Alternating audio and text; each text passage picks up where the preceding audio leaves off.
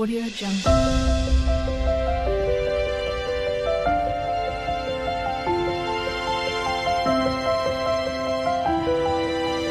Audio Jungle. বিসমিল্লাহির রহমানির রহিম। ওয়েলকাম টু মমিনুরস টিচিং হোম। আজকে আমাদের আলোচনার বিষয় হচ্ছে সাধারণ ভগ্নাংশ প্রকাশকরণ। নবম দশম শ্রেণীর সাধারণ গণিতের পর্ব 7-এ তোমাদের সবাইকে স্বাগতম। আজকের আমরা 13 নম্বর অধ্যায়ের 13 নম্বর অঙ্কের ক থেকে ঙ পর্যন্ত আলোচনা করব।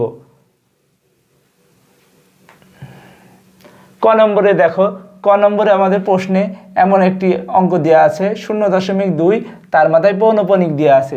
এখন তোমরা জানো পৌনঃপুনিক মানে একটা সংখ্যা বারবার লেখা যায়, অর্থাৎ সেই সংখ্যাটা অসীম একটি সংখ্যা যেটা আমরা এক কথায় প্রকাশ করার জন্য তার মাথায় পৌনঃপুনিক দিই।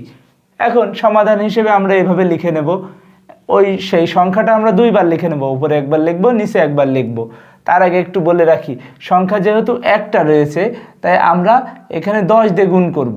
আর যখন সংখ্যা আসবে কয়টা, দুইটা আসবে, তখন আমরা কত দিয়ে গুণ করব, 100 দিয়ে গুণ করব। কারণ আমাদেরকে দেখার বিষয় দশমিকের পরে কয়টা সংখ্যা আছে। দশমিকের পরে একটা সংখ্যা আসলে একের পরে একটা শূন্য বসবে, দশমিকের পরে দুইটা সংখ্যা আসলে একের পরে দুটো শূন্য বসবে, দশমিকের পরে যদি 5টা সংখ্যা থাকে তাহলে একের পরে 5টা শূন্য বসবে। এভাবে আমরা গুণ করব। তাহলে প্রথমে আমরা কতর সাথে গুণ করব, এটা দশমিক পরে একটা সংখ্যা আছে তাই 10 দিয়ে গুণ করেছি। আর পরেরটা আমরা প্রত্যেক ক্ষেত্রে পরেরটাই 1 দিয়ে গুণ করব। এইভাবে অঙ্কটা করব। তোমাদের বইয়ের উদাহরণেও আছে, এই অঙ্কটা চাইলে দেখতে পারো, এই ধরনের অঙ্ক। এখন দেখো 0.2 এর সাথে প্রথমে 10 দিয়ে গুণ করেছি। এখন দেখো এর মাথায় একটা পৌনঃপুনিক আছে, আমরা এটা তুলিনি, কিন্তু যখনই পৌনঃপুনিকটা তুলছি তখন আমাদের এই ডট ডটগুলো দেওয়া লাগে। কারণ আমাদের অসীম প্রকাশ করতে, দশমিকের পরে অসীম প্রকাশ করতে বা দশমিকের আগে অসীম প্রকাশ করতে আমাদের অনেকগুলো ডট দেওয়া লাগে। এ দ্বারা প্রকাশ করে সংখ্যাগুলো আরও আছে। এখন এর সাথে যদি আমরা 10 গুণ করি, যদি দেখো 10 গুণ করার পরে এই 10 যদি গুণ করে তাহলে মানটা আরও বেড়ে গেল না, তাহলে 0.2 এর থেকে বড় হয়ে যাবে, অর্থাৎ 2 দশমিক এই মানটা পাই। অর্থাৎ আমাদের এই একটা দশমিকের আগে চলে আসবে একটা 2, দশমিকের আগে একটা 2 চলে আসবে এবং পরে 1 দিয়ে গুণ করলে যে মানটা ছিল 1 দিয়ে গুণ করলে এই মানটা তাই হয়, তাই বসাইছি। এখন দেখো পরবর্তীতে এসে এখানে কি করেছি, বিয়োগ করেছি। বিয়োগ করার সময় একটু খেয়াল রাখবা, সব জায়গায় আমরা বিয়োগ করে দিই। বিয়োগ শুধু আমরা এই জায়গায় করব, প্রথমে করব, অর্থাৎ এই দুটো বিয়োগ করার কোনো প্রয়োজন নেই, এখানে কোনো সমীকরণের অংশ বিশেষই নেই। এখন দেখো এটা যখন বিয়োগ করব আর এটা যখন বিয়োগ করব, এখানে আমরা 9 ভিত্তি পেয়ে যাব এবং এখানে আমরা একটা পূর্ণ সংখ্যার মান পাবো। দেখো এখানে কি করব, তাহলে 0.2 তার মাথায় পৌনঃপুনিক 2 জায়গায় রয়েছে, তাই মনে করো এটা আমরা এখান থেকে বিয়োগের ক্ষেত্রে বিয়োগ সহ কমন নিয়েছি। যেমন 10কে 10-এর থেকে 1 বাদ দিলেই কত থাকে, 9 থাকে। এটা চাইলে তোমরা বিয়োগ আকারে না লিখে একবারেও 9 গুণ আকারে লিখতে পারো, চাইলে এমনও লিখতে পারো এই লাইনটা 0.2 তার মাথায় পৌনঃপুনিক গুণিত 9 সমান 2, এভাবেও লিখতে পারো। এখন দেখো এই লাইনটার পরের লাইন কি হবে, এই লাইনটার পরে 0.2 তার মাথায় পৌনঃপুনিক। এখন এই 9টা গুণ আকারে আছে, ওই পাশে গেলে কি ভাগ আকারে হয়, তাই এই 2কে ভাগ করেছি 9 দ্বারা। এখন এই 2টা কোথায় পেলাম, এই 2টা হচ্ছে এই 2টার বিয়োগফল, অর্থাৎ এই 2 জায়গায় অসীম সংখ্যাটুকু বাদ যায় এবং সসীম সংখ্যাটুকু 0 থেকে 2 থেকে 0 বাদ দিলে আমরা কত পাই, 2 পাই। এখন এইটা আমরা তাই লিখবো কত, 2। আর এই ভাগ আকারে লিখবো। আমাদের দেখো সাধারণ ভগ্নাংশ তৈরি হয়ে গেছে। আমাদের প্রশ্নে বলেছিল সাধারণ ভগ্নাংশ প্রকাশ করতে, তাহলে আমরা ক নম্বর বুঝতে পেরেছি। খ নম্বরে এসে দেখো, খ নম্বরে 2টার মাথায় পৌনঃপুনিক আছে, অর্থাৎ যখন লিখবো 3 5 3 5 এমন লিখতে পারবো না, 3 3 3 3 5 5 5 5 এইভাবে আমরা লিখতে পারি না। 3 5 3 5 এই আকারেই যাবে, কারণ ভাগগুলো যখন হয় ওইভাবেই মানগুলো আসে। এরপরে দেখো প্রথমে আমি বলেছিলাম ক নম্বর বোঝাতে গিয়ে যে এর দশমিকের পরে যে কয়টা সংখ্যা থাকবে সে কয়টা কি বসবে, শূন্য বসবে। দশমিকের পরে 2টা সংখ্যা আছে তাই একের পরে 2টা শূন্য বসেছে। এবারে এটা গুণ করে যে মানটা পাইছি এই পাশে বসাইছি, এইভাবে 1 দিয়ে গুণ করে যে মানটা পেয়েছি বসাইছি। এখন এর যখন পার্থক্য করব, অর্থাৎ বিয়োগ করব, বিয়োগ করলে দেখো এই 2টা মান এক জায়গায় আসে, 100 থেকে 1 বাদ দিলে 99। এটা চাইলে এইভাবে লিখতে পারো, এই লাইনটা না করলেও হয়। 1 চান্সে 100 বিয়োগ 1 লিখলে হয় 100 বিয়োগ 1 99 থাকে না, সেই 99টা এই পাশে কি আছে গুণ আকারে আছে, ওই পাশে কি ভাগ আকারে আছে। তোমরা ক্লাস 10-এ উঠে গেছো, একটা লাইন না করলেও এই ধরনের বিয়োগ, একের বিয়োগ না করলেও 9-10-এর স্টুডেন্টদের অনেক বড় পাপ বা ভুল হয়ে যাবে না। এখন দেখো 35 ওই পাশে কিভাবে হয়েছে, এই সংখ্যাটা দেখো অতিরিক্ত মানগুলো, অর্থাৎ এই মানগুলো আমাদের অসীম সংখ্যা, অসীম সংখ্যা থেকে অসীম সংখ্যা বিয়োগ করেছি এবং পূর্ণ সংখ্যা থেকে পূর্ণ সংখ্যা বিয়োগ করেছি। 35 থেকে 0 বিয়োগ করলে আমাদের 35 আসে, অসীম থেকে অসীম বাদ চলে যায়। এরপরে আমরা কি করব, এখান থেকে বিয়োগ করলে মান কত থাকে, মান থাকে 99, সেই 99 গুণ আকারে আছে, এই পাশে গেলে ভাগ আকারে হয়। তো অর্থাৎ আমাদের প্রশ্নে এটার এই মানটার ভগ্নাংশ রূপ চেয়েছিল, ভগ্নাংশ রূপ আমরা পেয়ে গেছি। তাহলে এটাই আমাদের সঠিক অ্যান্সার, 35/99। সচরাচর এই ধরনের অঙ্কগুলো তোমাদের অনেক ছোট অঙ্ক, এগুলো যদি তোমরা চাও মুখে মুখেও এর অ্যান্সার করতে পারবে, এগুলো টিকে আসে অনেক সময়। তাই তোমরা এটা বাসায় ভালো করে প্র্যাকটিস করবে। এরপরে আমরা খ দেখেছি, ক দেখেছি, খ দেখেছি, গ, ঘ, ঙ এই অঙ্কগুলো পর্যায়ক্রমে আলোচনা করব। তাই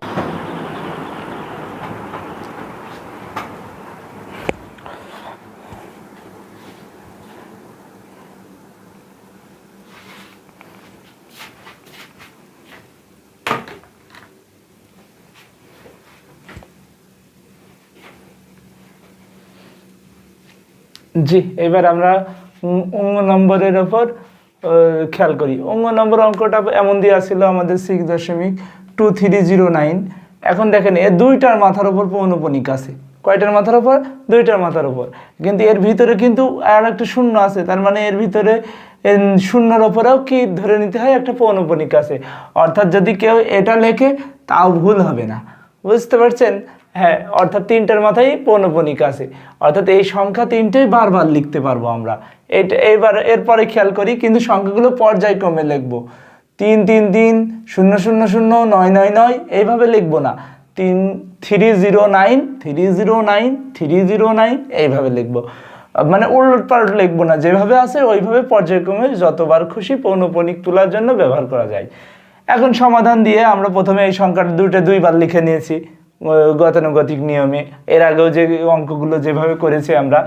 এরপরে দেখতে পারো এখানে আমরা বলেছিলাম যে কয়টা দশমিকের পরে যে কয়টা সংখ্যা থাকবে, তার মানে এখানে সংখ্যা আছে কত, 1 2 3, তারপর কত আছে 4, এই 4টে সংখ্যা আছে। তাহলে একের পরে কয়টা শূন্য হবে, একের পরে শূন্যর সংখ্যা কয়টি দিয়েছি আমি, 4টি দিয়েছি, দেখতে পেরেছো? একের পরে শূন্য দিয়েছে 4টি। এবারে এটা আমরা ডাইরেক্ট গুণ করে দিয়েছি, এটার জন্য আমরা আলাদাভাবে আর লিখে নিই এই আগের অঙ্কগুলোর মতো যে 0 এই 6 দশমিক এই সংখ্যাটা লিখে আবার পৌনঃপুনিকের জন্য অনেকগুলো সংখ্যা আকারে লিখে ডট ডট আকারে লিখে আমরা গুণ আকারে লিখে নিই, আমরা একবারে গুণ করে দিয়েছি। এভাবে করলেও ভুল হবে না। এরপরে দেখো এই অঙ্কটা আবার লিখেছি 10 দিয়ে গুণ করেছি। 10 দিয়ে কেন গুণ করেছি আমরা একটু খেয়াল করি। 10 দিয়ে গুণ করার মেন কারণ হচ্ছে কি, দেখেন 6.2 এই সংখ্যাটার মাথায় কোনো পৌনঃপুনিক নেই, অর্থাৎ দশমিকের পরে একটা সংখ্যা আছে, তাই 10 দিয়ে গুণ হয়েছে। এবার 10 দিয়ে গুণ হয়ে যে মানটা পেয়েছি সেটাও লিখেছি। স্বাভাবিকভাবে যা লিখেছি বিয়োগ করতে হয় বিয়োগ করেছি। বিয়োগ করলে এই সংখ্যা দুইটার মধ্যে পার্থক্য আসে এই, আর এই দুইটার মধ্যে বিয়োগ আসে, এর ভিতর তো 10 বাদ দিলেই আসে 9990। আর এর দুইটার ভিতরে বিয়োগ করলে এই আসে 62,247, এই সংখ্যা দুইটা পাবো আমরা। এরপরে পরবর্তীতে আমরা কি করব, এই সংখ্যাটা যেটা পৌনঃপুনিকের মান সেটা তো সবসময় বাম পাশে রাখছি, বাম পাশে রাখবো, এবং এই যে মানটা বিয়োগফলটা এই বড় সংখ্যাটাকে বিয়োগফল দিয়ে ভাগ করব এবং এই মানটা পেয়ে যাচ্ছি আমরা গত ক্যালকুলেশন যেভাবে করে। এখন এই মানটা পাওয়ার সময় এখানে আবার অপরকৃত ভগ্নাংশ আছে, সেটা থেকে আমরা কি করব, মিশ্র ভগ্নাংশ তৈরি করে নেব। মিশ্র ভগ্নাংশ করে নিয়ে এটা লিখে দেবো নির্ণয় সাধারণ ভগ্নাংশ, এটা এই মানটা। যখন এই মানটা লেখা হয়ে যাবে আমাদের অঙ্ক শেষ। আমরা তাহলে এই পর্বে আমরা দেখলাম 7 নম্বর পর্বে 13 ক থেকে অঙ্গ, আমরা 8 নম্বর পর্বে এর পরের অঙ্কগুলো 14, তারপর 15 এই অঙ্কগুলো আমরা দেখব। আশা করি তোমরা ভিডিওটা যারা সম্পূর্ণ দেখেছো অঙ্কগুলো বুঝতে পেরেছো, আর যারা ভিডিওটা দেখে ভালোভাবে বুঝতে পারোনি ভিডিওটা আমি অনুরোধ করব সম্পূর্ণ ধীরে সুস্থে দেখতে। তার কারণে এই অঙ্কগুলো তোমরা প্রথম করছো অনেকে, প্রথম করলে এই অঙ্কগুলো যখন অনেকবার প্র্যাকটিস করবে অঙ্কগুলো তোমাদের জন্য সহজ লাগবে। আসসালামু আলাইকুম। ভিডিওটা দেখার জন্য অসংখ্য ধন্যবাদ। আমাদের চ্যানেলে নতুন হলে চ্যানেলটি সাবস্ক্রাইব করবে এবং পাশে দেওয়া বেল আইকনটি ক্লিক করে রাখবে সবসময় নতুন আপডেট পাওয়ার জন্য। ধন্যবাদ, ভালো থেকো সবাই।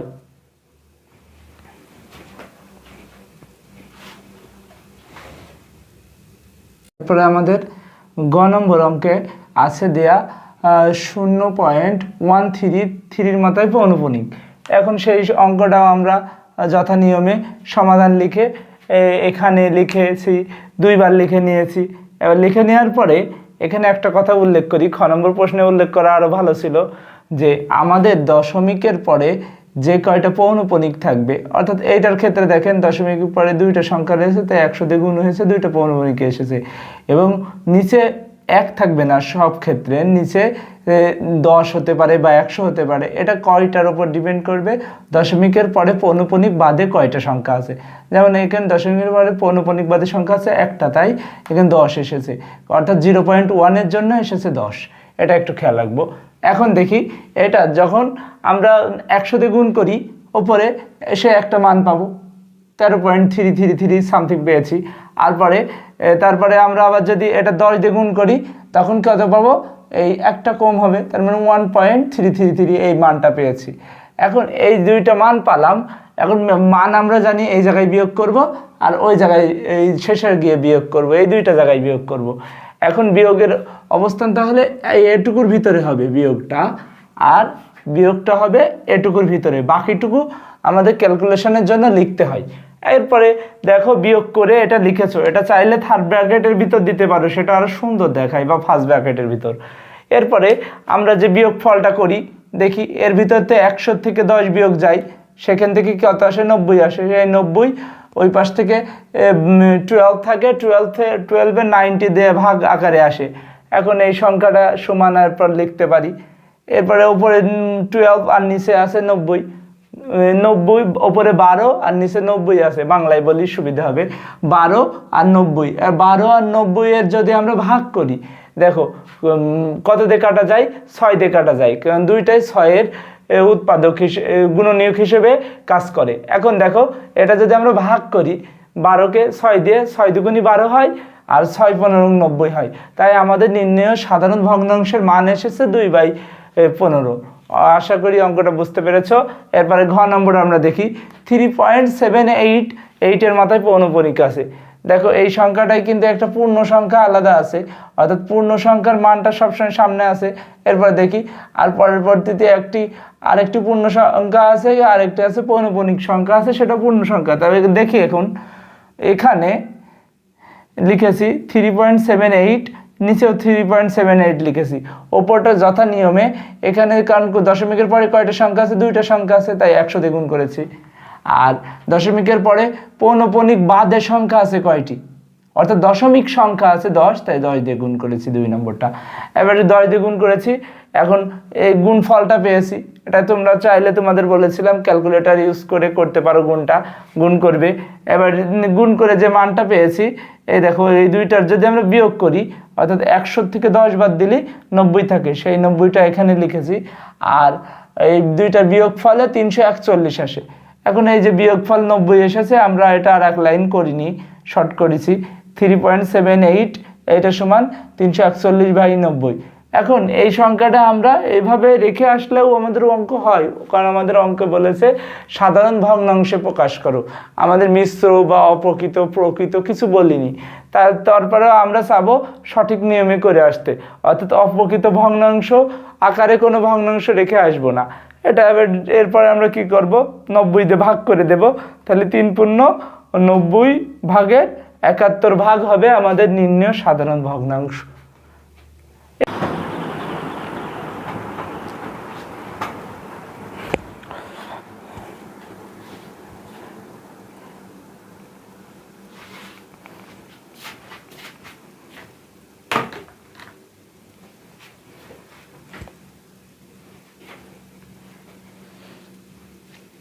জি, এবার আমরা অঙ্গ নম্বরের ওপর খেয়াল করি। অঙ্গ নম্বর অঙ্কটা এমন দেওয়া ছিল আমাদের 6.2309। এখন দেখেন এর দুইটার মাথার ওপর পৌনঃপুনিক আছে। কয়টার মাথার ওপর? দুইটার মাথার ওপর। কিন্তু এর ভিতরে কিন্তু আর একটা শূন্য আছে, তার মানে এর ভিতরে শূন্যর ওপরেও কি ধরে নিতে হয় একটা পৌনঃপুনিক আছে। অর্থাৎ যদি কেউ এটা লেখে তাও ভুল হবে না, বুঝতে পারছেন? হ্যাঁ, অর্থাৎ তিনটার মাথায় পৌনঃপুনিক আছে, অর্থাৎ এই সংখ্যা তিনটেই বারবার লিখতে পারবো আমরা। এটা এরপরে খেয়াল করি, কিন্তু সংখ্যাগুলো পর্যায়ক্রমে লিখবো। 3 3 3 0 0 0 9 9 9 এইভাবে লিখবো না। 309 309 309 এইভাবে লিখবো, মানে উলটপালট লিখবো না, যেভাবে আছে ওইভাবে পর্যায়ক্রমে যতবার খুশি পৌনঃপুনিক তোলার জন্য ব্যবহার করা যায়। এখন সমাধান দিয়ে আমরা প্রথমে এই সংখ্যাটা দুইবার লিখে নিয়েছি গতানুগতিক নিয়মে, এর আগেও যে অঙ্কগুলো যেভাবে করেছি আমরা। এরপরে দেখতে পারো এখানে আমরা বলেছিলাম যে কয়টা দশমিকের পরে যে কয়টা সংখ্যা থাকবে, তার মানে এখানে সংখ্যা আছে কত? 1 2 3, তারপর কত আছে? 4। এই 4টে সংখ্যা আছে। তাহলে একের পরে কয়টা শূন্য হবে? একের পরে শূন্যর সংখ্যা কয়টি দিয়েছি আমি? 4টি দিয়েছি, দেখতে পেরেছো? একের পরে শূন্য দিয়েছি 4টি। এবারে এটা আমরা ডাইরেক্ট গুণ করে দিয়েছি, এটার জন্য আমরা আলাদাভাবে আর লিখে নিই এই আগের অঙ্কগুলোর মতো যে 0 এই 6 দশমিক এই সংখ্যাটা লিখে আবার পৌনঃপুনিকের জন্য অনেকগুলো সংখ্যা আকারে লিখে ডট ডট আকারে লিখে আমরা গুণ আকারে লিখে নিই। আমরা একবারে গুণ করে দিয়েছি, এভাবে করলেও ভুল হবে না। এরপরে দেখো এই অঙ্কটা আবার লিখেছি 10 দিয়ে গুণ করেছি। 10 দিয়ে কেন গুণ করেছি আমরা একটু খেয়াল করি। 10 দিয়ে গুণ করার মেন কারণ হচ্ছে কি, দেখেন 6.2 এই সংখ্যাটার মাথায় কোনো পৌনঃপুনিক নেই, অর্থাৎ দশমিকের পরে একটা সংখ্যা আছে, তাই 10 দিয়ে গুণ হয়েছে। এবার 10 দিয়ে গুণ হয়ে যে মানটা পেয়েছি সেটাও লিখেছি। স্বাভাবিকভাবে যা লিখেছি বিয়োগ করতে হয় বিয়োগ করেছি। বিয়োগ করলে এই সংখ্যা দুইটার মধ্যে পার্থক্য আসে এই, আর এই দুইটার মধ্যে বিয়োগ আসে। এর ভিতর তো 10 বাদ দিলেই আসে 9990। আর এর দুইটার ভিতরে বিয়োগ করলে এ আসে 62,247। এই সংখ্যা দুইটা পাবো আমরা। এরপরে পরবর্তীতে আমরা কি করব, এই সংখ্যাটা যেটা পৌনঃপুনিকের মান সেটা তো সবসময় বাম পাশে রাখছি, বাম পাশে রাখবো, এবং এই যে মানটা বিয়োগফলটা এই বড় সংখ্যাটাকে বিয়োগফল দিয়ে ভাগ করব এবং এই মানটা পেয়ে যাচ্ছি আমরা গত ক্যালকুলেশন যেভাবে করে। এখন এই মানটা পাওয়ার সময় এখানে আবার অপরকৃত ভগ্নাংশ আছে, সেটা থেকে আমরা কি করব, মিশ্র ভগ্নাংশ তৈরি করে নেব। মিশ্র ভগ্নাংশ করে নিয়ে এটা লিখে দেবো নির্ণয় সাধারণ ভগ্নাংশ, এটা এই মানটা।